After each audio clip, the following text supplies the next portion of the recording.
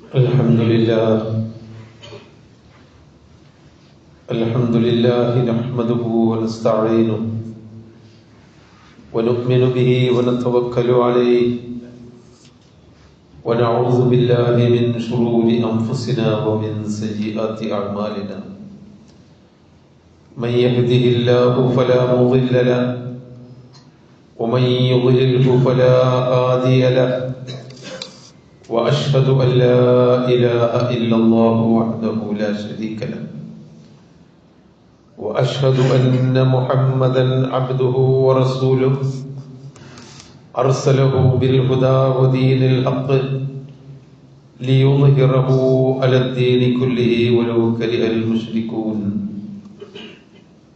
اللهم صل على محمد وعلى آل محمد كما صليت على إبراهيم وعلى آل إبراهيم اللهم بارك على محمد وعلى آل محمد كما باركت على إبراهيم وعلى آل إبراهيم إنك حميد مجيد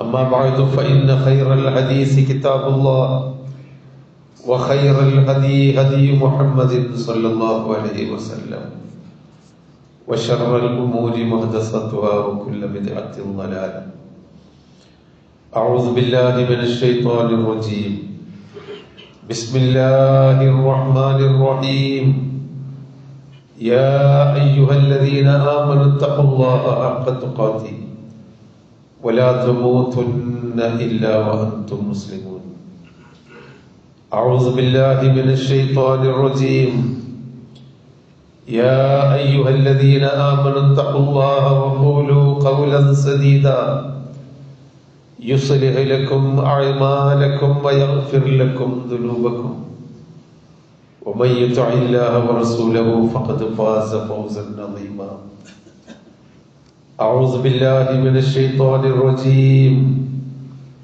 يا أيها الذين آمنوا اتقوا الله ولتنظر نفس ما قدمت لغد واتقوا الله إن الله خبير بما تعملون ولا تكونوا كالذين نسوا الله فأنساهم أنفسهم أولئك هم الفاسقون. സഹോദരന്മാരെ, സഹോദരികളെ, അള്ളാഹുവിനെ സൂക്ഷിച്ചുകൊണ്ട് ജീവിക്കണമെന്നും അള്ളാഹുവിന് വേണ്ടി നാളെ നമ്മൾ എന്ത് കർമ്മങ്ങളാണ് ഒരുക്കി വെച്ചിട്ടുള്ളത് എന്നതിനെ പറ്റി എപ്പോഴും തിരിഞ്ഞു നോക്കണമെന്നും പുനർചിന്തിക്കണമെന്നും ആദ്യമായി എല്ലാവരെയും ഉണർത്തുകയാണ്. പരലോകത്ത് വിശ്വാസികൾ തിരിച്ചെത്തുമ്പോൾ സ്വർഗപ്രവേശം ലഭിക്കുന്ന ആളുകൾ ചൊല്ലുന്ന ഒരു പ്രാർത്ഥനയുണ്ട്.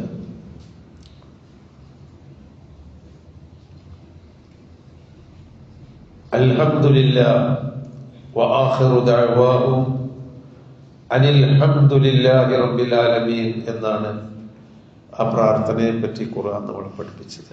അവരുടെ പ്രാർത്ഥന, അവസാനത്തെ ഒടുവിലത്തെ പ്രാർത്ഥന അൽഹംദുലില്ലാഹി റബ്ബിൽ ആലമീൻ, റബ്ബുൽ ആലമീനായ ലോകരക്ഷിതാവായ അല്ലാഹുവിനാണ് സർവസ്തുതിയും എന്ന അൽഹംദുലില്ലാഹ് നമ്മളെപ്പോഴും ചൊല്ലാറുണ്ട്. ഒരു മുറുക്ക് വെള്ളം കുടിച്ചാൽ പോലും അൽഹംദുലില്ലാഹ് ചൊല്ലണമെന്നാണ് നബി സല്ലല്ലാഹു അലൈഹി വസല്ലം പഠിപ്പിച്ചത്. അതുപോലെ ജീവിതത്തിൽ എന്തൊരു കാര്യം ലഭിച്ചാലും അതിന് അൽഹംദുലില്ലാഹ് ചൊല്ലണം. ആ ഒരു നമുക്ക് ലഭിക്കാവുന്ന ഏറ്റവും വലിയ ഒരു നേട്ടമാണ്, പ്രതിഫലമാണ് അള്ളാഹുവിന്റെ ജന്നത്തുൽ ഖുൽദ്. ആ ജന്നത്തിലേക്ക് പ്രവേശിക്കുമ്പോഴും അൽഹംദുലില്ലാഹ് എന്ന് പറഞ്ഞാൽ ഇവിടേക്ക് കടന്നു വരാനുള്ള ഒരു നല്ല ജീവിതം അല്ലാഹു തആല എനിക്ക് ദുനിയാവിൽ വെച്ച് നൽകിയല്ലോ, അതിനാണ് ആ അൽഹംദുലില്ലാഹ്.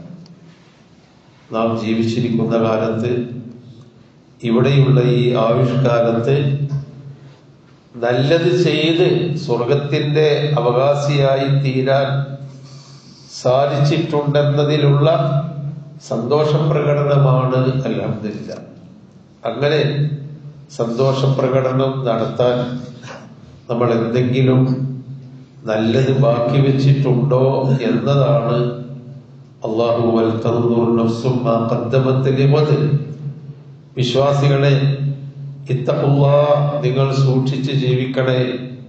വൽ തൻദുർ നഫ്സും മാ ഖദ്ദമത് ലിഗദ്, നാളേക്ക് വേണ്ടി ഒരുക്കി വെച്ചത് എന്താണെന്ന് നോക്കണം. അൽഹംദുലില്ലാ ചെല്ലാൻ പറ്റുന്നതാണോ, അതല്ല പറ്റിപ്പോയല്ലോ എന്ന് പറഞ്ഞ് സ്വയം ശപിക്കാൻ കാരണമാകുന്ന ജീവിതമാണോ നമ്മൾ ഇവിടെ നാളേക്ക് വേണ്ടി ഒരുക്കി വെച്ചത് എന്ന് നോക്കണമെന്നാണ് ആ പറഞ്ഞതിന്റെ അർത്ഥം. വത്തഖുല്ലാഹ ഇന്നല്ലാഹ ഗഫൂറുർ റഹീം, നിങ്ങൾ സൂക്ഷിച്ച് ജീവിക്കണം. അള്ളാഹു അബദ്ധം വന്നിട്ടുണ്ടെങ്കിൽ പുറത്തു തരുന്നവനും, ഇന്നല്ലാഹ ബിമാ ഖബീറും ബിമാ തഅമലൂൻ, നിങ്ങൾ ചെയ്യുന്നതിനെ പറ്റി അറിയുന്നവനുമാണ്. അപ്പൊ നമ്മളൊരു അൽഹംദുലില്ലാ ചെല്ലാൻ പറ്റുന്ന തരത്തിലുള്ള ഒരു ജീവിതത്തെ ആയിരിക്കണം ഇവിടെ നിന്ന് അതുണ്ടായിരിക്കാനാണ് നമ്മൾ ശ്രമിക്കേണ്ടത്. നമ്മുടെ ജീവിതത്തിൽ ഒരു പ്രകൃതിയാ വരുന്ന, അറിയാതെ വരുന്ന, അല്ലെങ്കിൽ മനുഷ്യ സ്വഭാവത്തിൽ വരുന്ന തെറ്റുകൾക്കൊക്കെ അല്ലാഹു തആല അത് പുറത്തു തരുമെന്നും ഓരോ തിന്മയുടെയും പിന്നിൽ ഹസനാത്തുകൾ നമ്മൾ വർദ്ധിപ്പിക്കുകയാണെങ്കിൽ തിന്മകൾ ചെയ്യാത്തവനെ പോലെ അള്ളാഹു അത് മായ്ച്ചു കളയുമെന്നൊക്കെ കഴിഞ്ഞ ദിവസം പറഞ്ഞത് ഓർക്കുന്നുണ്ടായിരിക്കും. ഇല്ലൽ ഹസനാത്തി യുദ്ഹിബുന സയ്യിആത്ത്, ഒരുപാട് നന്മകൾ ഒരാൾ ചെയ്തിട്ടുണ്ടെങ്കിൽ, ഒരുപാട് തിന്മകൾ ചെയ്ത് കൂട്ടിയവനാണെങ്കിൽ പോലും ആ സൽക്കർമ്മങ്ങൾ അതിനെ ഇല്ലാതെയാക്കി കളയും എന്ന വചനം. അതുപോലെ നന്മ ചെയ്യുന്നത് മനുഷ്യന്മാർക്ക്, നമ്മുടെ ഇബാദത്തുകൾ അത് ഹസനത്താണ്. മറ്റുള്ളവർക്കുള്ള സഹായങ്ങൾ, ദാനധർമ്മങ്ങൾ, മാതാപിതാക്കളോട്, ഭാര്യമാരോട്, ഭർത്താക്കന്മാരോട്, കുടുംബങ്ങളോട്, മക്കളോടുള്ള നല്ല ബന്ധം, എല്ലാ മനുഷ്യരോടുമുള്ള നല്ല ബന്ധം, ജീവജാലങ്ങൾക്ക് നന്മ കരുണ ചെയ്യുന്നത് പോലും നമ്മുടെ ഹസനാത്തിന്റെ കൂട്ടത്തിലാണ് അല്ലാഹു തആല എണ്ണിയിട്ടുള്ളത്. അപ്പൊ ഈ തരത്തിലുള്ള ഒരു ഹസനാത്ത് നിറഞ്ഞ ജീവിതത്തിനെ ആയിരിക്കണം നമ്മൾ മുന്നിൽ കാണേണ്ടത്. അങ്ങനെയുള്ള ഒരു ജീവിതമായിരിക്കണം നമ്മുടെ മനസ്സിന് സന്തോഷം നൽകേണ്ടത്. ഇന്ന് ഇല്ല തെറ്റുകൾ ചെയ്തതിൽ സന്തോഷിക്കുന്നു, ഇന്ന് ഈ ജീവിതം ഇങ്ങനെ അടിച്ചു പൊളിച്ചതിൽ സന്തോഷിക്കുന്നു എന്നല്ല. ഇന്ന് വൈകുന്നേരമാകുമ്പോൾ ഒരുപാട് നന്മകൾ ചെയ്യാൻ എനിക്ക് സാധിച്ചല്ലോ, ഒരുപാട് മനുഷ്യന്മാർക്ക് നല്ല വാക്കെങ്കിലും പറയാൻ എനിക്ക് സാധിച്ചല്ലോ എന്നതായിരിക്കണം നമ്മുടെ ജീവിതത്തെ നമ്മൾ വിലയിരുത്തേണ്ടത്. മൻ സറത്തുഹു ഹസനത്തുഹു വസാഅത്തുഹു സയ്യിഅത്തുഹു ഫഹുവ മുഅ്മിൻ എന്ന ഹദീസ് കഴിഞ്ഞ ദിവസം നമ്മൾ കേട്ടു. ഒരാൾ ചെയ്യുന്ന നന്മകൾ അയാൾക്ക് മനസ്സിൽ സന്തോഷമുണ്ടാക്കുകയും അയാൾ ചെയ്യുന്ന തിന്മകൾ അയാൾക്ക് മനസ്സിൽ ചൊറിച്ചിലുണ്ടാക്കി വേണ്ടിയില്ലായിരുന്നു എന്ന ഒരു മനസാക്ഷിക്കുത്തുണ്ടാക്കുകയും ചെയ്യുന്നുണ്ടെങ്കിൽ അവനാണ് സത്യവിശ്വാസി എന്ന്. നേരെ മറിച്ച് അങ്ങനെയൊരു നന്മ ചെയ്തിട്ടൊരു സന്തോഷവും തിന്മ ചെയ്തത് കൊണ്ടൊരു മനസാക്ഷിക്കുത്തുമില്ലാതെ ജീവിക്കുന്നവനെ പറ്റിയാണ് അല്ലാഹു വലാ തകൂനു കല്ലദീന നസുല്ലാഹ ഫഅൻസാഹും അൻഫുസഹും ഉലൈക ഹുമുൽ ഫാസിഖൂൻ. ദുർമാർഗികൾ തെറ്റ് ചെയ്യാത്തവരാണ് എന്നല്ല, ചെയ്യുന്ന തെറ്റുകൾ പശ്ചാത്തപിച്ച് മടങ്ങി എപ്പോഴും ഒരു മറവി പറ്റി വലാ തകൂനു കല്ലദീന നസുല്ലാഹ, അള്ളാഹുവിനെ മറന്ന് ജീവിക്കുക, ചെയ്തത് ശരിയാണോ തെറ്റാണോ എന്ന് വേർതിരിക്കാതെ അള്ളാഹുവിനെ മറന്ന് ജീവിക്കുകയും അങ്ങനെ സ്വന്തം ശരീരങ്ങളെ മറക്കുന്നവരുടെ കൂട്ടത്തിൽ പെടരുത്. സഹോദരങ്ങളെ, ഒരു വർഷത്തിന്റെ അവസാനത്തിലേക്കാണ് നമ്മൾ നീങ്ങിക്കൊണ്ടിരിക്കുന്നത്. 2025 നമ്മിൽ നിന്ന് കഴിഞ്ഞു പോവുകയാണ്. ഒരുപക്ഷെ ക്രിസ്തുവർഷം കണക്കാക്കുന്ന, വയസ്സ് മറ്റു കാര്യങ്ങളിൽ കൊല്ലം കണക്കാക്കുന്നവർക്ക് ജീവിതത്തിലൊക്കെ അങ്ങനെയാണല്ലോ. എൻ്റെ കല്യാണം കഴിഞ്ഞിട്ട് ഇത്ര കൊല്ലമായി, അല്ലെങ്കിൽ ഉമ്മ മരിച്ചിട്ട് ഇത്ര കൊല്ലമായി, അല്ലെങ്കിൽ ഞാൻ ഹജ്ജിന് പോയിട്ട് ഇത്ര കൊല്ലമായി, ഇന്ന കൊല്ലമാണ്. ഇനി അങ്ങനെ ഓരോ ജീവിതത്തിലും നമ്മൾ കണക്കാക്കുന്നതിന് കൊല്ലമാണ്.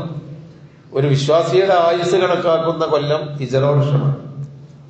എന്നാലും നമ്മൾ നമ്മുടെ ജീവിതത്തിന്റെ ബഹുഭൂരിപക്ഷം കാര്യങ്ങൾക്കും കണക്കാക്കുന്ന ഒരു പുതിയ കൊല്ലം, ഒരു പഴയ കൊല്ലം അവസാനിച്ച് പുതിയ കൊല്ലത്തിലേക്ക് നമ്മൾ കാലെടുത്തുന്നു.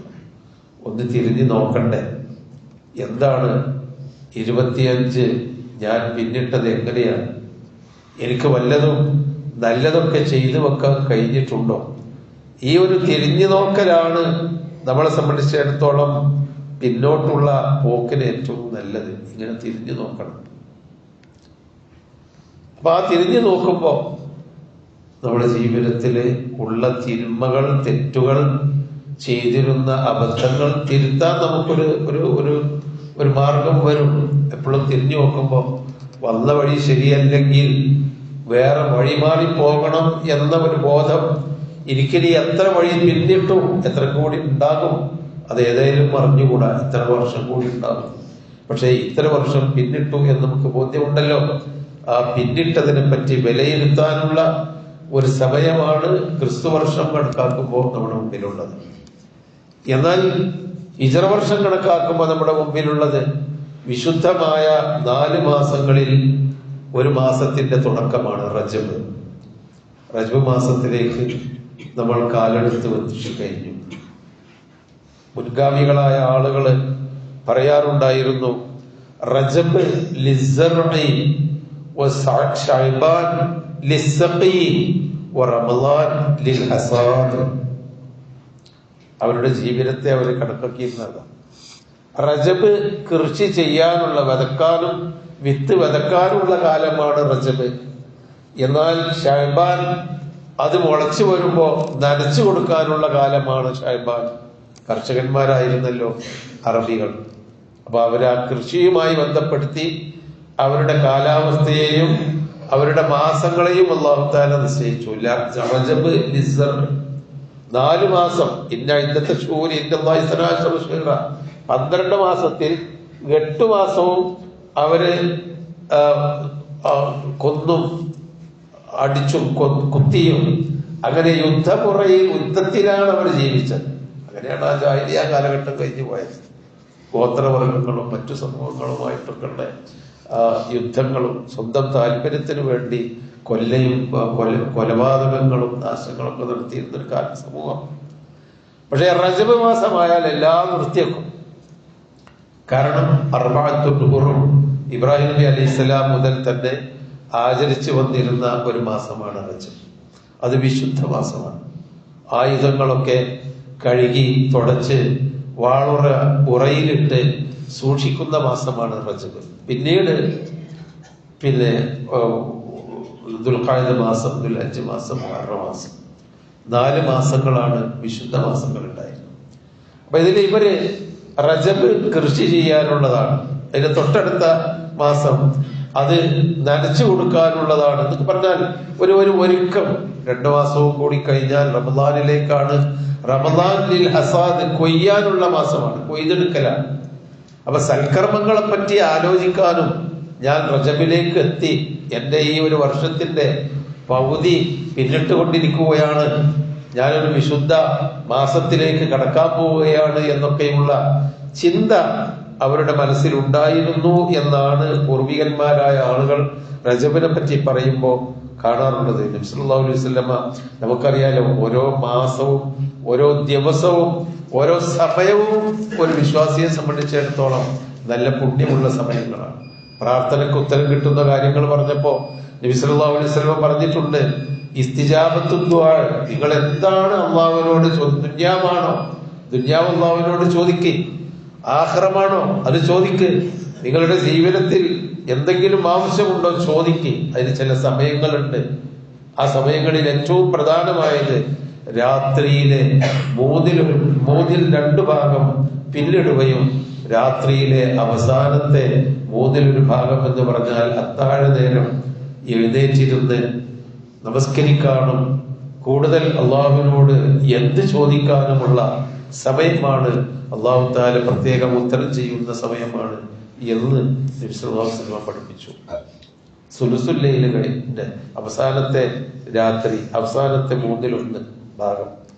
രണ്ടാമതൊന്ന് ബൈനൽ അദാനി വൽ ഇഖാമ, ബാങ്ക് കൊടുത്ത് ഇഖാമത്ത് കൊടുക്കുന്നതിന്റെ ഇടയിലുള്ള സമയം എത്ര കുറച്ചാണെങ്കിലും എത്ര ദീർഘമാണെങ്കിലും ഈ നമസ്കാരത്തിന് വേണ്ടി ബാങ്ക് കൊടുത്താൽ പള്ളിയിലെത്തി അല്ലെങ്കിൽ നേരത്തെ മുസല്ലയിലെത്തി ഒന്നുവെടുത്ത് സുന്നത്ത് നമസ്കരിച്ച് ഇഖാമത്തിന്റെ മുമ്പായിട്ടുള്ള കുറച്ചു നേര സമയം അതിൽ ഏറ്റവും കൂടുതൽ ഇജാബത്ത് കിട്ടുന്ന സമയമാണ്. നിങ്ങൾ പ്രാർത്ഥിക്കണം എന്നാണ് നബി സല്ലല്ലാഹു അലൈഹി വസല്ലം പഠിപ്പിച്ചത്.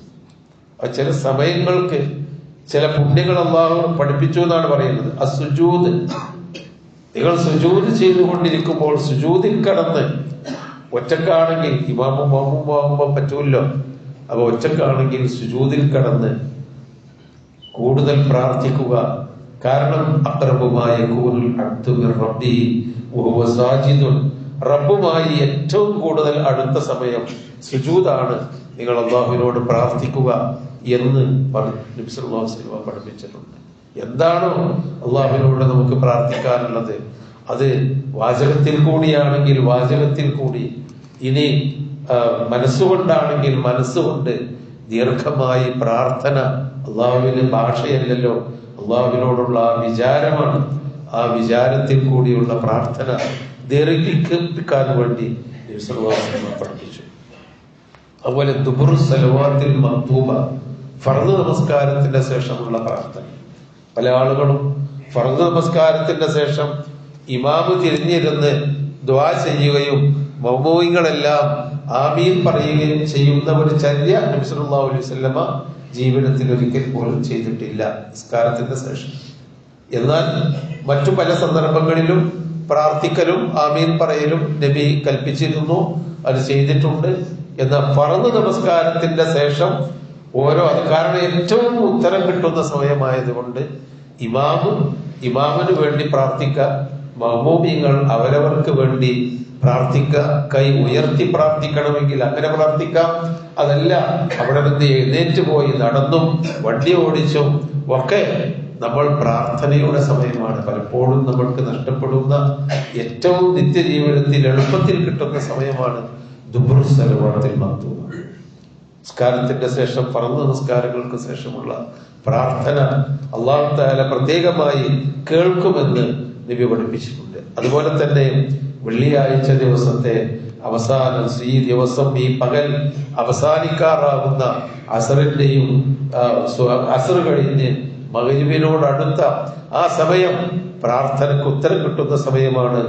മഴ പെയ്തുകൊണ്ടിരിക്കുമ്പോൾ അള്ളാഹു മനുഷ്യരെ കൊണ്ട് കഴിയാത്ത ഒരു വല്ലാത്ത കുദറത്താണ്. മഴ മുകളിൽ കൂടി നമ്മുടെ തലക്കുമീതെ വർഷിക്കുന്നു. ആ മഴ വർഷിക്കുമ്പോൾ അതുപോലെ എന്റെ ജീവിതത്തിലും റഹ്മത്ത് വർഷിച്ചു തരണമേ എന്ന് അള്ളാഹുവിനോട് പ്രാർത്ഥിക്കണമെന്ന് നബി സല്ലല്ലാഹു അലൈഹി വസല്ലം പഠിപ്പിച്ചിട്ടുണ്ട്. ഹലാലായ കാര്യങ്ങൾക്ക് വേണ്ടി യാത്ര പോകുമ്പോൾ ആ യാത്രക്കാരന്റെ പ്രാർത്ഥന അല്ലാഹു തആല കൈ മടക്കുകയില്ല, അത് തട്ടിക്കളയുകയില്ല എന്ന് നബി സല്ലല്ലാഹു അലൈഹി വസല്ലം പഠിപ്പിച്ചിട്ടുണ്ട്. സഹോദരങ്ങളെ, അങ്ങനെയുള്ള നമ്മുടെ നിത്യജീവിതത്തിലെ സമയങ്ങൾ, അതുപോലെയുള്ള സമയങ്ങളാണ് ഹുറും, ഹറാമായ വിശുദ്ധ മാസങ്ങൾ. യുദ്ധം ഹറാമായ വിശുദ്ധ മാസങ്ങളിൽ കൂടുതൽ അള്ളാഹുവിലേക്ക് അടുക്കാൻ അള്ളാഹുവിന്റെ റസൂൽ നമ്മളെ പഠിപ്പിച്ചു. ഫകുല്ലു ഇഫ്അലുൽ ഖൈറ ദഹറക്കും, കാലാകാലവും നിങ്ങൾ സൽക്കർമ്മങ്ങൾ ചെയ്തുകൊണ്ടിരിക്കണം. വതഅറദു ലിനഫഹാത്തി റഹ്മത്തില്ലാ, അള്ളാഹുവിന്റെ റഹ്മത്ത് ചിലപ്പോൾ കൂടുതൽ അടിച്ചു വീശുന്ന സമയമുണ്ട്. ആ സമയം നിങ്ങൾ ഇബാദത്തിനും പ്രാർത്ഥനക്കും വേണ്ടി പ്രത്യേകം വിനിയോഗിക്കണം. നഫഹാത്ത് എന്ന് പറഞ്ഞാൽ നല്ല മന്ദമാരുതൻ, അള്ളാഹുവിന്റെ റഹ്മത്ത് കൂടുതൽ അടിച്ചു വീശുന്ന സമയം. അവിടെ നിങ്ങൾ കൂടുതൽ പ്രാർത്ഥിക്കണം, സൽക്കർമ്മങ്ങൾ ചെയ്യണം. ഫഇന്ന ലില്ലാഹി നഫഹാത്തിൻ, അള്ളാഹുവിന് ചില നല്ല റഹ്മത്ത് അയച്ചുകൊണ്ടിരിക്കുന്ന ചില പ്രത്യേക സമയങ്ങളുണ്ട്. നഫഹാത്തിൻ റഹ്മത്തി, അള്ളാഹുവിന്റെ റഹ്മത്തിന്റെ നഫഹാത്തുകളുണ്ട്. യുസീബു ബിഹാ മൻ യശാഉ മിൻ ഇബാദിഹി, അവന്റെ അടിമകളിൽ അവൻ ഉദ്ദേശിക്കുന്നവർക്ക് ആ റഹ്മത്ത് കൊണ്ട് അല്ലാഹു തആല കാറ്റടിച്ച് വീശുമ്പോൾ അത് അല്ലാഹു തആല നൽകും, ആ റഹ്മത്ത് നൽകും. വസലുല്ലാഹ അൻ യസ്തുറ ഔറാത്തിക്കും, നിങ്ങളുടെ വൈകല്യങ്ങൾ മറച്ചു വെക്കാനും വഅൻ യുഅമ്മിന നിങ്ങൾക്ക് നിർഭയത്വം തരാനുമൊക്കെ അള്ളാഹുവിനോട് ചോദിച്ചുകൊണ്ടിരിക്കണം എന്ന് പറഞ്ഞു. അങ്ങനെയൊക്കെയുള്ള സമയങ്ങളാണ് നമ്മുടെ മുമ്പിൽ കൂടി കഴിഞ്ഞു പോയിക്കൊണ്ടിരിക്കുന്നത്. നിങ്ങൾ നന്മയിൽ മുന്നേറുക. ഇലല്ലാഹി മർജിഉക്കും ജമിയ, നിങ്ങളെല്ലാം അള്ളാഹുവിങ്കലേക്കാണ് മടക്കപ്പെടുക. ഫയുനബ്ബിഉക്കും ബിമാ കുൻതും ഫീഹി തഖ്തലിഫൂൻ, നിങ്ങൾ എന്തൊക്കെ കാര്യത്തിൽ ഭിന്നിച്ചിരുന്നോ അതിൽ നിന്നൊക്കെ അതിനെപ്പറ്റിയൊക്കെ അള്ളാഹു നിങ്ങളോട് പറഞ്ഞു തരും.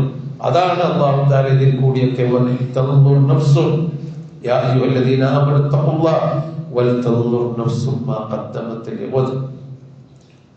ഇതൊന്നും നമുക്ക് ചെലവില്ലതോ നമ്മളെ എന്തെങ്കിലും സൗകര്യങ്ങളോ അതൊന്നും നീക്കി ചരിച്ചു വെക്കേണ്ടതോ മറ്റൊന്ന് ഒഴിച്ചു വെക്കേണ്ടതോ അല്ല. നമ്മുടെ ജീവിതം മുന്നോട്ട് പോകുമ്പോൾ നമുക്ക് ചെയ്യാവുന്ന, നമുക്ക് ഉപയോഗപ്പെടുത്താവുന്ന മാസങ്ങളും സമയങ്ങളും വിചാരങ്ങളും ചിന്തകളുമാണ് ഇത്തരം കാര്യങ്ങളെല്ലാം.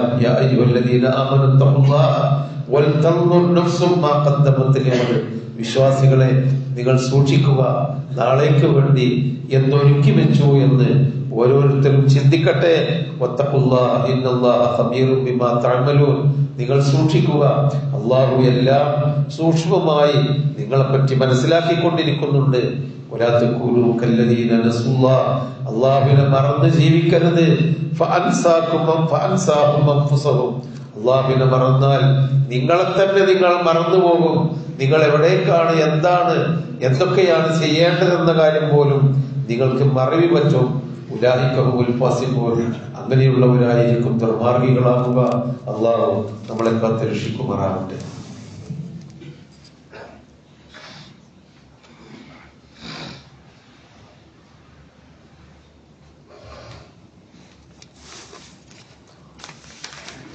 അൽഹംദുലില്ലാഹ് വസ്സലാത്തു വസ്സലാമു അലാ റസൂലിഹിൽ അമീൻ വഅലാ ആലിഹി വസഹ്ബിഹി അജ്മഈൻ വഅലാ മൻ ഇത്തബഅഹും ബിഇഹ്സാൻ ഇലാ യൗമിദ്ദീൻ. അമ്മാ ബഅദ്. അഊദു ബില്ലാഹി മിനശ് ശൈത്വാനിർ റജീം. ബിസ്മില്ലാഹിർ റഹ്മാനിർ റഹീം. യാ അയ്യുഹല്ലദീന ആമനൂ തഖുല്ലാഹ ഹഖ്ക തുഖാതി വലാ തമൂതുന്ന ഇല്ലാ വഅൻതും മുസ്ലിമൂൻ. സഹോദരങ്ങളെ, റജബ് മാസം ഒരു നന്മയുടെ തുടക്കത്തിലേക്കുള്ള കാൽവെപ്പാണ്, വിത്ത് വിതക്കുന്ന മാസമാണ് എന്ന് നബി സല്ലല്ലാഹു അലൈഹി വസല്ലം പറഞ്ഞു എന്നതല്ലാതെ